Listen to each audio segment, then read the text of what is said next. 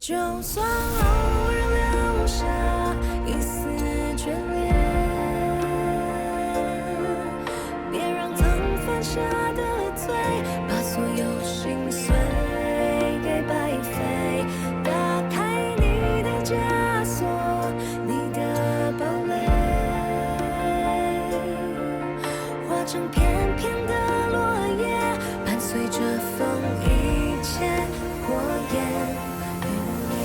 妈离开了，我很难过，我不想去接受这个事实，所以我才把所有的责任都推在你身上。爸，对不起。我真的很想留下来，不管未来是什么样的，我想等那一场不知道会在哪里出现的爱情，和那一个不知道会在哪里出现的人。有些事情发生了，不管怎么选择都是错的。反正不管怎么选，都一定会有遗憾就是。别让往事和胆怯成为你身上的累赘，人生每个路口都是考验，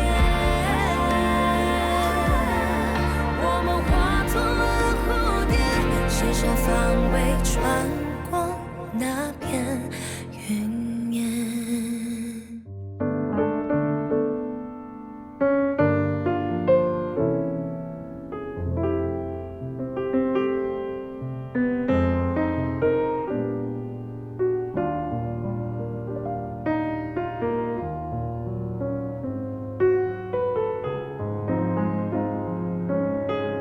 停！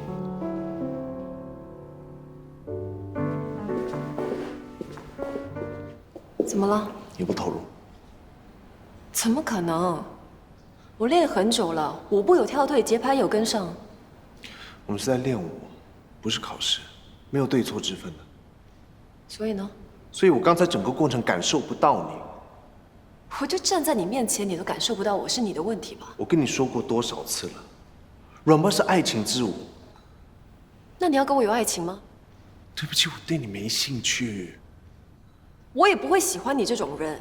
那你起码练舞的时候要投入吧？我有啊。你没有。跳伦巴的时候，你耳朵要听音乐，你有吗？我有。你没有。如果你有的话，你心里面自然而然会感觉到音乐给你带来的节奏和愉快，你脸部表情自然会流露出情感，眼神自然会跟我交流。伦巴表达的是男女之间的爱情故事，舞者之间眼神和心理的交流很重要，这样我们才能把观众带入到故事情节。可是刚才，你跳你的，我跳我的。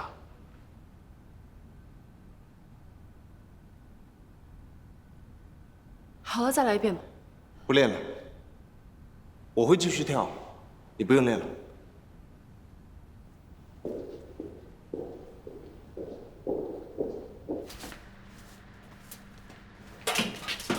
为什么不练？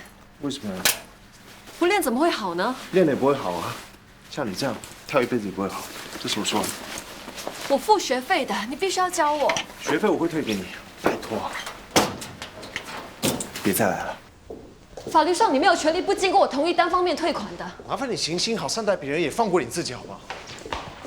不可以，我一定要学会跳这支舞，没有任何人和事可以阻止我。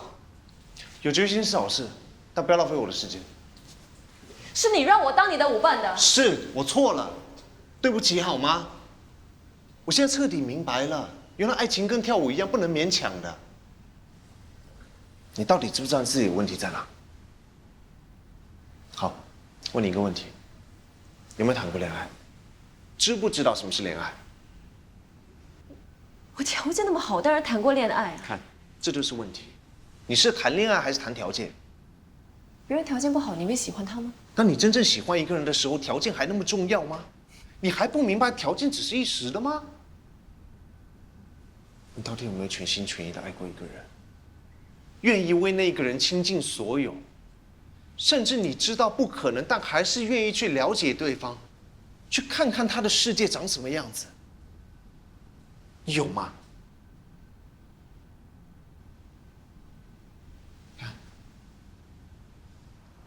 这就是你的问题。我过2天就回去了。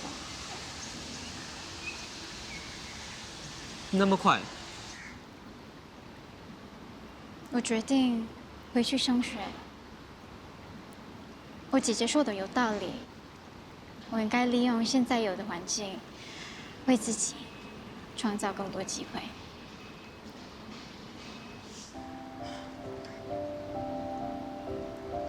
那等我的病好了，我去马来西亚找你。好啊，到时候我可以带你去吃肉骨茶，还有可以带你去海边。哦，我家附近有一座山，如果我们早去的话，就看到日出，很漂亮，一定会喜欢的。嗯，好，我们一起去。我想看看你的世界到底长什么样子。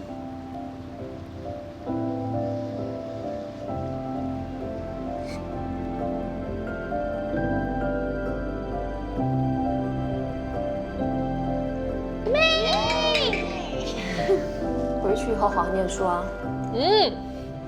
你别听他的，青春是什么？青春就是用力的奔跑，然后华丽的跌倒。来了，你不要教坏我妹妹。没事，我出于你，要不然。哎，你说谁是淤泥啊？除了你还有谁呀？讨厌！好，别玩了，认真的，谢谢你们的照顾，我下次放假来找你们玩。还来啊？可以不要来折磨我们了吗？你那么有能耐，你能撑得住？这次过来玩得开心吗？当然，谢谢。那就好。不过周一哥今天为什么没有来？她最近比较忙啊。我这个未来姐夫真的太过分了，还冷落我的姐姐。我有你们3个就够了，女人的派对要男人来干嘛，对吧？有道理。反正他来不来也没有什么差别。吃多一点，那瘦哈。谢谢。Hello, Jack， 你在我家楼下。好，我现在下来。我下去一下。哎，快点回来，要不然不留给你啦。丽婷怎么下去那么久啊？哎，你们说他们2个到底在聊什么啊？他跟这2个年轻人当然聊不完的话题啊。哎，你认识那个 Jack 啊？在医院认识的，跟我一样是癌症病患。哦，不过你放心，是个乐观善良的大男孩，丽婷跟他在一起没有事的。唉，青春不常在，抓紧谈恋爱。青春真的很让人羡慕。干嘛那么感慨？想谈恋爱啊？想也没有用啊。爱情对于我来说就像鬼故事一样，听过不少，但是从来没见过。我问你们一个问题啊。你们有没有遇过那种很难忘，会让你不顾一切又刻骨铭心的爱情？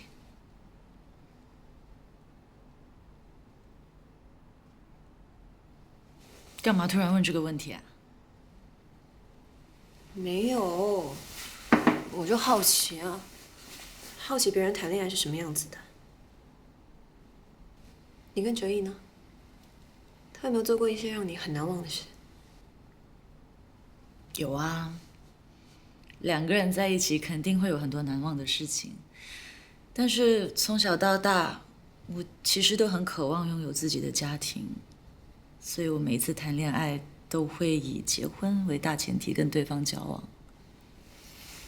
那也要看遇到的人是谁，遇上错的人，很有可能最后只是一场空。哎，你们说，我们3个当中要是有一个要先结婚，那是谁啊？肯定不是你啦，那么难搞，谁会自找？那绝对不会是你，谁敢娶你啊？那一定是阿邦啊！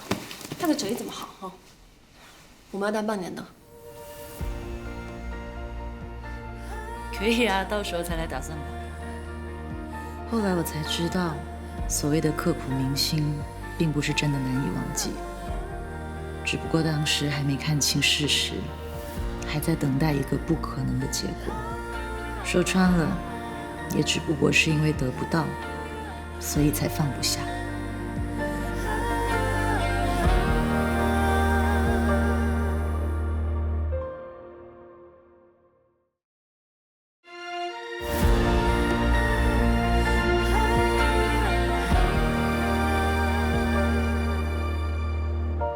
姐，姐，我好像要谈恋爱了。我看得出来。啊，你怎么知道？你不知道吗？喜欢一个人就好像咳嗽一样，是掩饰不了的。你越想忍耐，就越咳得厉害，是不是？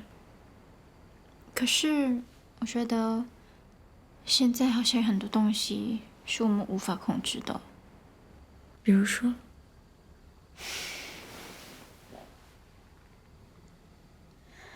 丽娇姐姐要赚钱，所以必须留在这里。我呢，是要念书，所以必须离开。梅根姐因为生病，所以要接受治疗。还有 Jack 身上的癌细胞。这世界上有很多事情是我们无能为力的，但是我有时候也会想，是不是我们不应该每一次都逆来顺受？是不是有时候我们也应该为自己勇敢一次，为自己争取一次？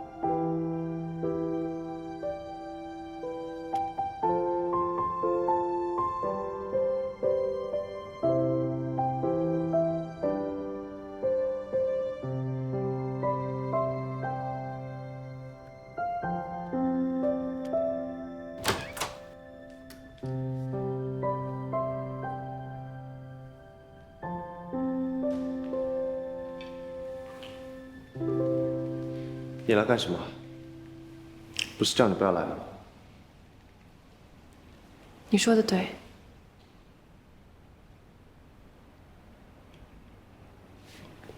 说什么？我说你说的对，我的确没有那种恋爱经验。我的人生呢，一直都是对等交易。我相信只要我够努力，我什么都可以得到，包括爱情。我觉得只要有计划、有规划，一切就可以水到渠成。所以，只要对方条件够好，主动追求我，自己也不会觉得太讨厌的话，就可以在一起。这是我一直以来的恋爱经验。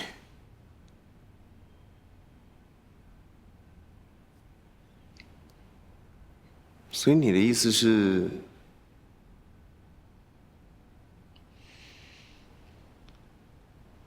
我想继续跳舞。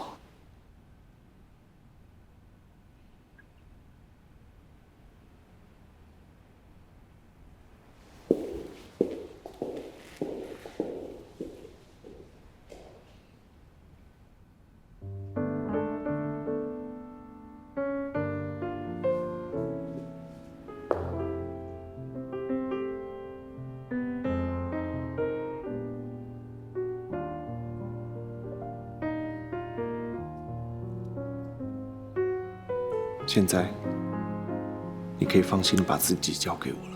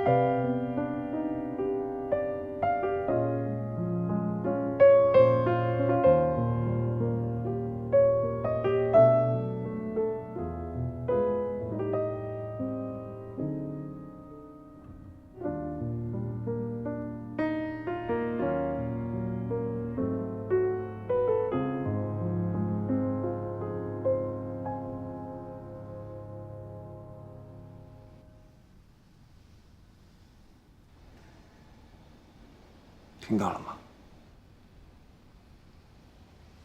什么？心跳的声音。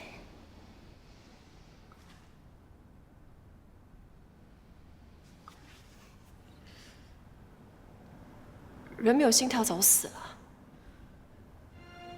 再来一遍吧。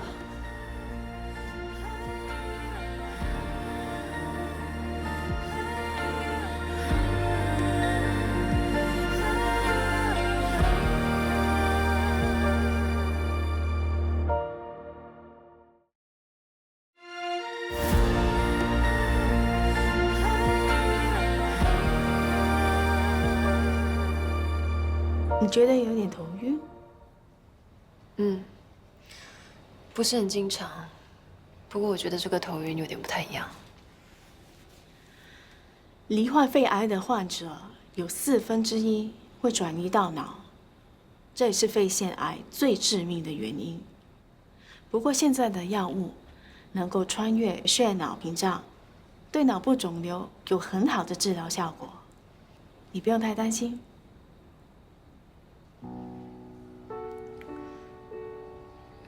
那如果情况恶化呢？我们还没开始营业呢。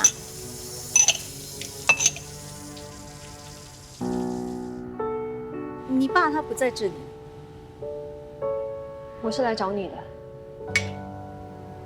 我听他说你们吵架了。合久必分，两个人在一起不适合，早晚也是要分开的。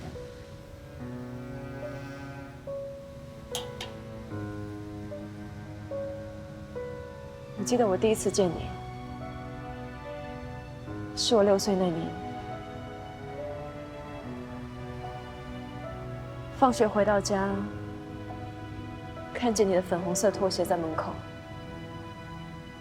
一开门就闻到你的饭菜香，然后你就从厨房走出来，跟我说一声：“美根，饭煮好了，吃饭了。”我不知道为什么你要来我家帮我们洗衣服做饭。那天，我把我自己锁在房间。我不喜欢你，我想念我妈，我希望永远都可以不要再见到你。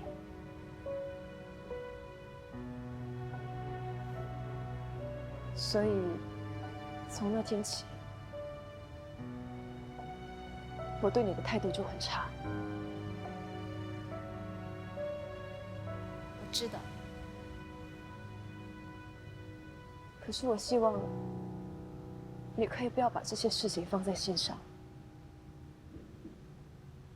对不起。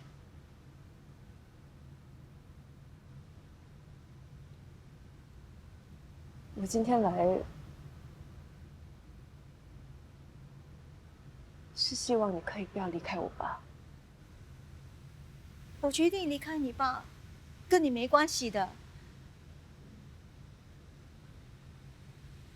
那个时候，你妈妈刚离开，你爸每天都会来我上班的酒吧喝酒，表面上看起来很开心，但是我知道他心里特别的难过。你别看他一个大男人，他内心根本没有外表来的坚强，就会逞强。他一个大男人带着一个女儿，我就开始关心他，照顾他，陪他度过那一段丧妻的日子。渐渐的，很自然，我们才在一起了。你爸他从来就没有背叛过你妈妈，他也从来没有真正放下过你妈。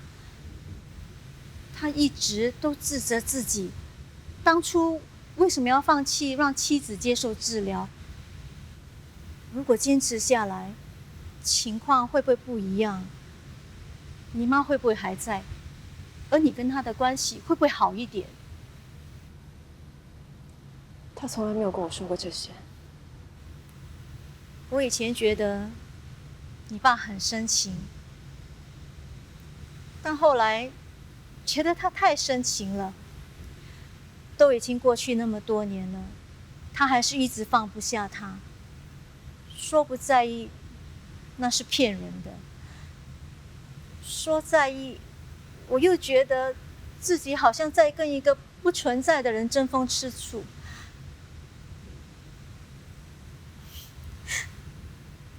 话说出来，我还觉得我自己很小气，但我确实很在意。你不要怪他。其实你爸对我真的很好，但是我觉得我都一把年纪了，我不想再为难我自己。现在选择离开，可能对大家都好。所以，你就不要再理会我跟你爸爸的事情了。我得了癌症，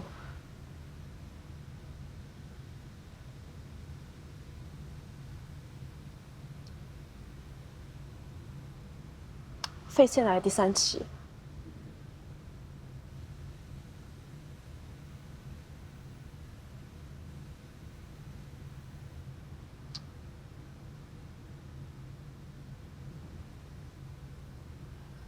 我在治疗，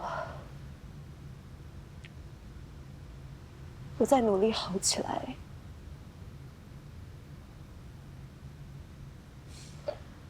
可是以后的事情很难说嘛。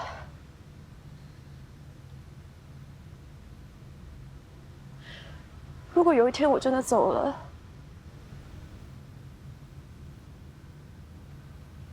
就剩下他一个人。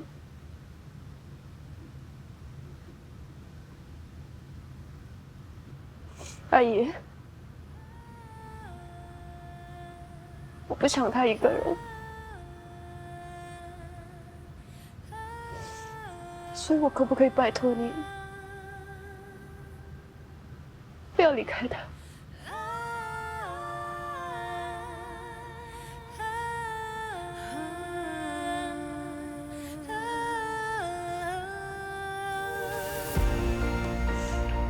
谢谢。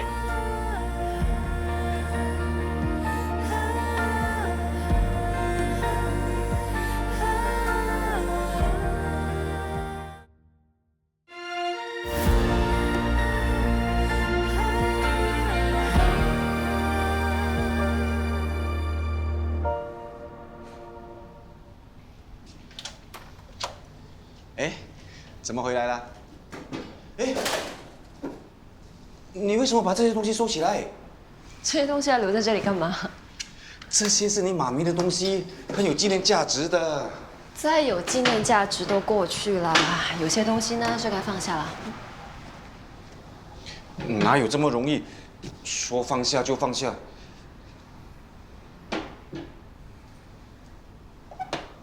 哎呀，这些东西都在房间的，你把它拿出来干嘛呢？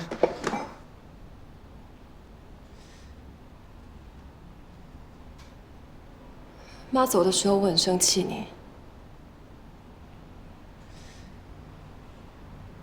因为我觉得是你放弃他，他才会离开的。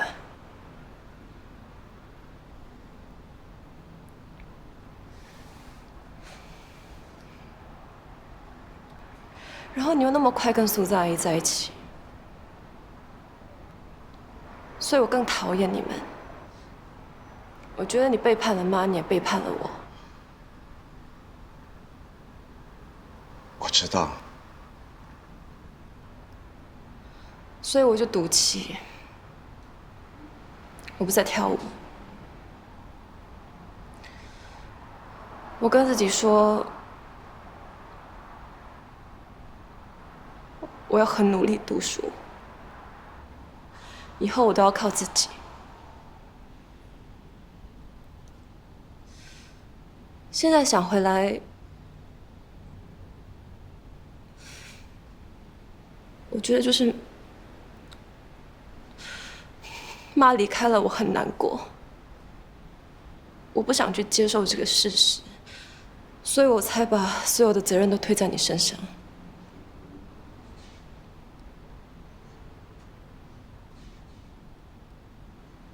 爸，对不起。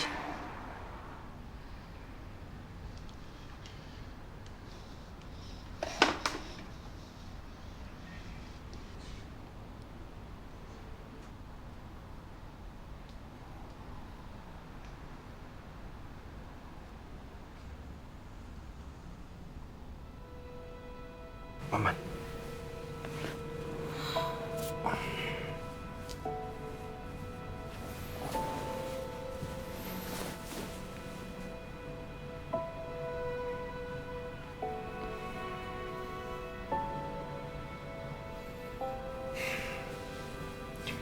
没事。金发，突然就到这里吧。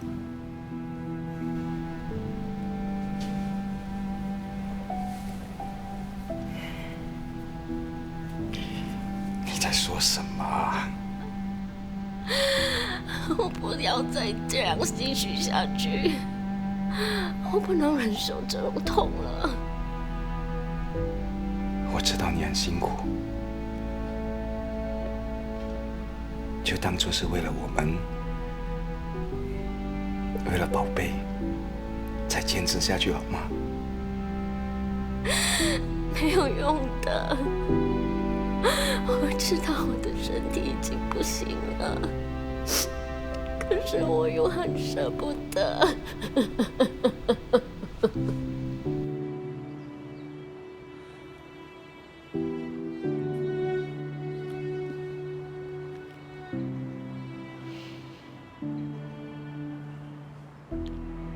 我也想妈，但我想放下了。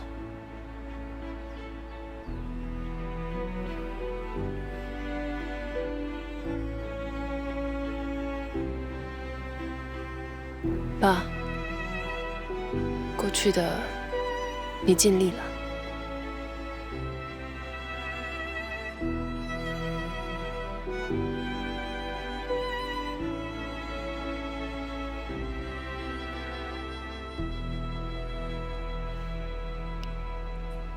人难免会遇到一些自己没有办法控制的事情，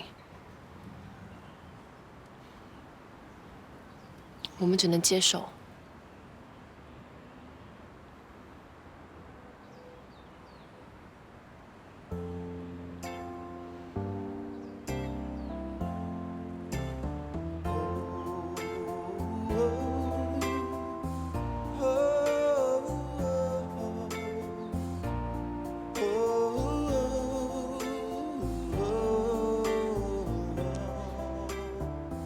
你对苏子阿姨好一点吧。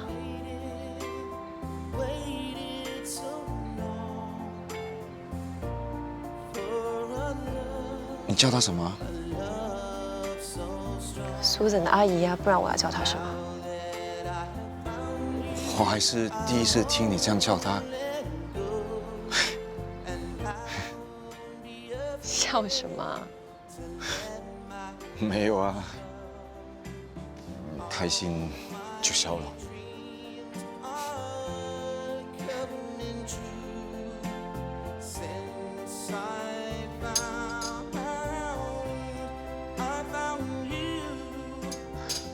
我买了拉萨给你，放着吧。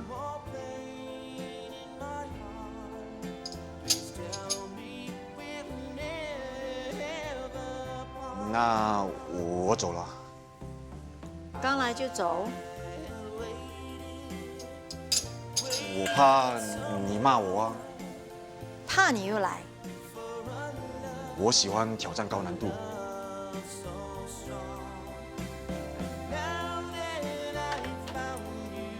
你在笑什么？所以你不生我的气啦？反正你连我气什么都不知道。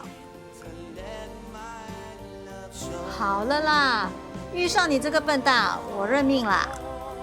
那我也认输了。你说什么？我输了，下半辈子给你咯。反正，千错万错都是我的错，老婆永远不会错。谁是你老婆啊？苏圣丹，我现在很郑重的问你，你要不要嫁给我这个对你很好的黄清发？哎呀，不要闹了啦！厨房一大堆东西没人帮，还有啊，洗手间的水龙头坏了，快点找来修哦。现在才知道我重要咯。那到底你要不要嫁给我这个黄清发？快点去啦，那么多废话。你都还没回答我。那就看你表现喽。走啦走啦，去啦。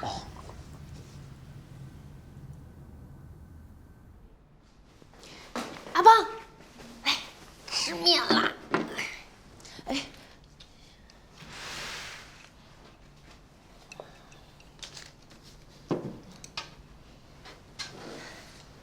来吃吧。很香。阿邦，你最近怎么了？我怎么了？整个人都看起来怪怪的。有吗？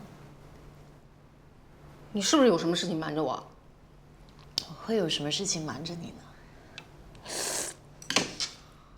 呢？我忍不住了，我都知道了。你知道了什么啊？你还要装到什么时候啊？我那天看见哲毅和一个女人在一起。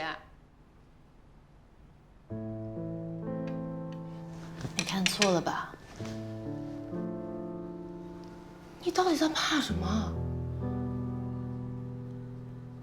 你为什么还要这样忍气吞声啊？我真的搞不懂你，你为什么什么事情都要自己一个人扛？人家现在都欺负到头上来了，你还不懂得反击？没有人欺负我，你就不要再管了好不好？我真的没事。你没事，我有事。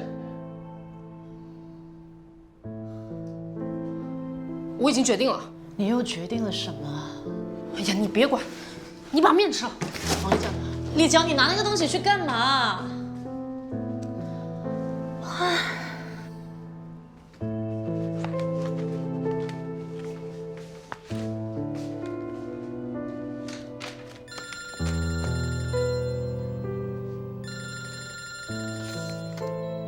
泽毅啊，泽毅。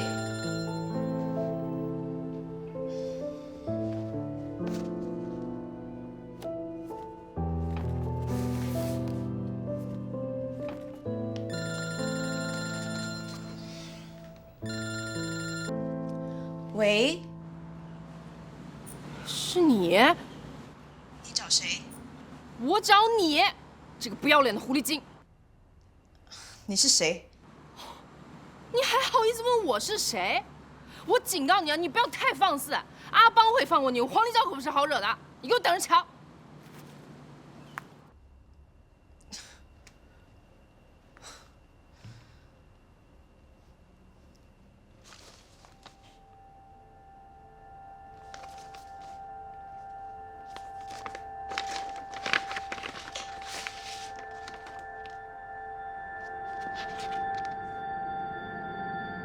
那么急脚来什么事啊？哎，你别问了，我们等下去这个地址啊，你赶紧开车，快快快！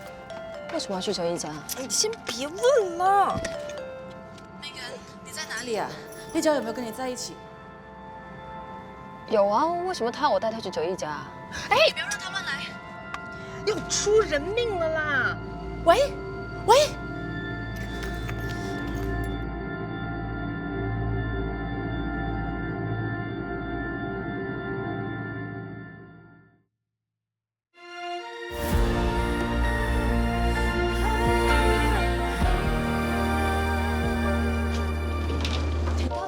这里干嘛呀？我们是来替天行道，替阿邦主持公道的。可不可以先告诉我发生什么事？哎呀，你别管，你不是律师吗？等一下要是发生什么事，你一定要给我作证啊！开门！开门！你们是谁啊？你在啊？好啊，现在证据确凿了。让开！干什么？你不能进来的！放开我！丽娇，喂，哲一，丽娇，你给我出来！你给我站住！干什么你？我本来是来兴师问罪的，没想到来捉奸啊你！你这个不要脸的狐狸精，死小三！谁是狐狸精啊？你在说什么？你抢了阿邦的男朋友，还登堂入室，这说还不够清楚吗？好，谁是阿邦？谁是阿邦的男朋友啊？你在说什么？好啊，我今天就要替我的姐妹好好教训你！喂，你干什么？好了，你们俩不要！你们干什么？喂，陈毅，你在啊？好啊，你们这对狗男女，你还护着他，你对下帮啊？泽毅他们俩到底是谁？我们是阿邦的朋友，死小三。什么小三？我是他太太。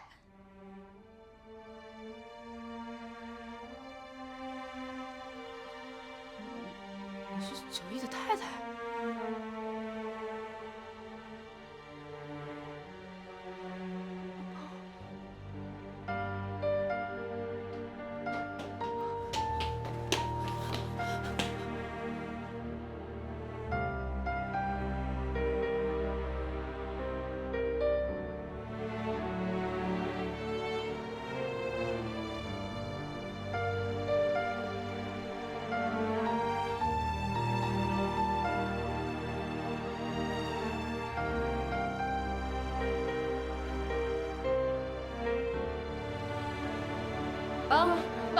阿邦，你们不要走！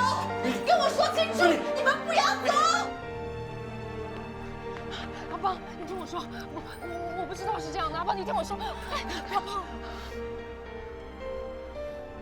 其实我已经知道了，我比你更早知道哲一他有老婆，但是我什么也没有做。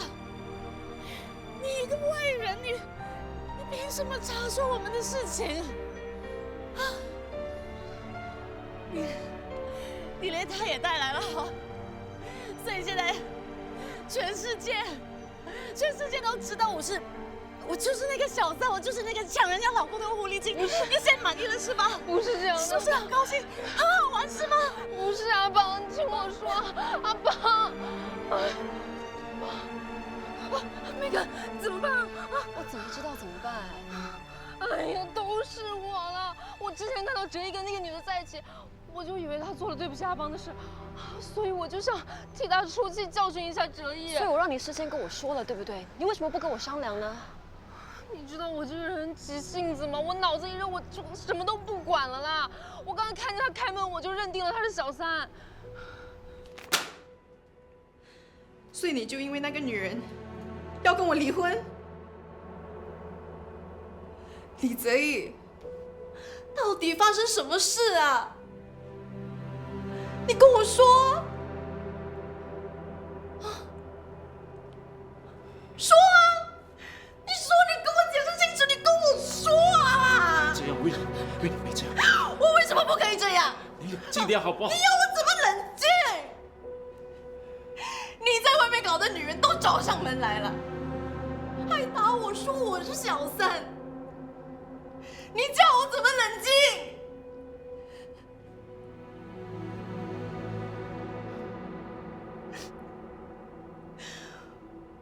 我一直以为我们的婚姻出了问题，是因为我，原来是你。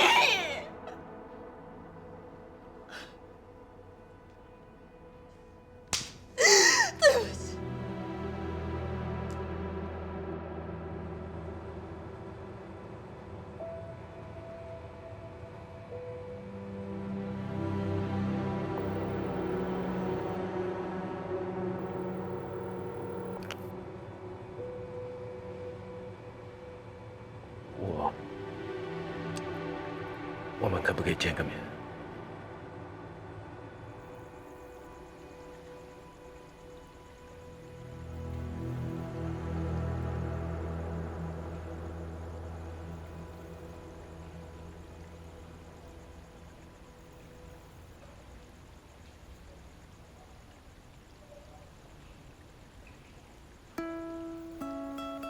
其实我那天就已经知道了。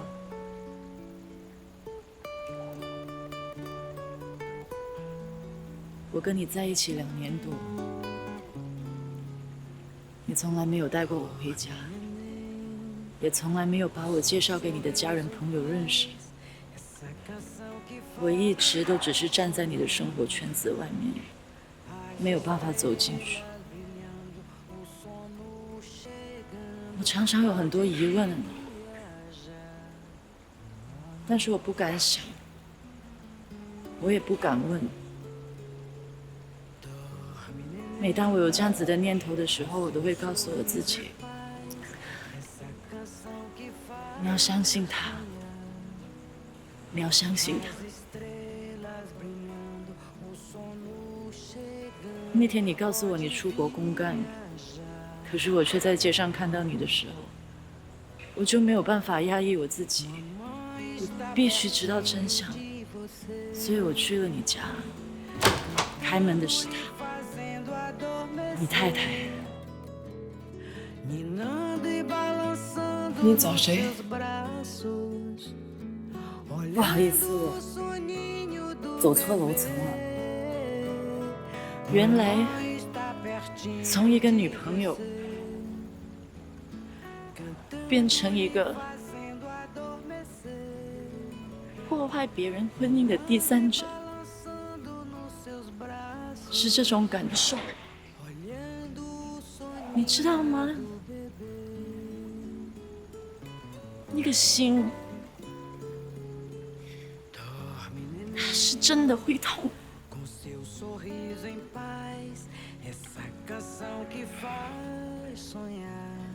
对不起，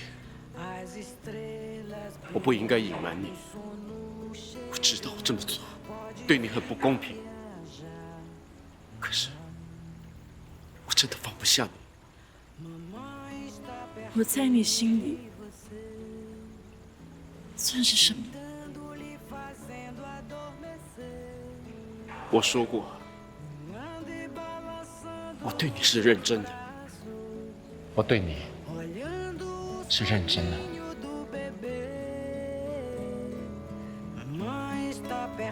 要是我们早点认识，情况会不会不一样？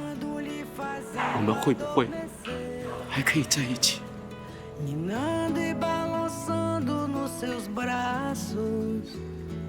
Olhando o soninho do bebê, mamãe está pertinho de você, cantando lhe fazendo adormecer, ninando e balançando nos seus braços, olhando o soninho do bebê.Pertinho de você, 我怀孕了， meu bebê, meu bebê, meu bebê.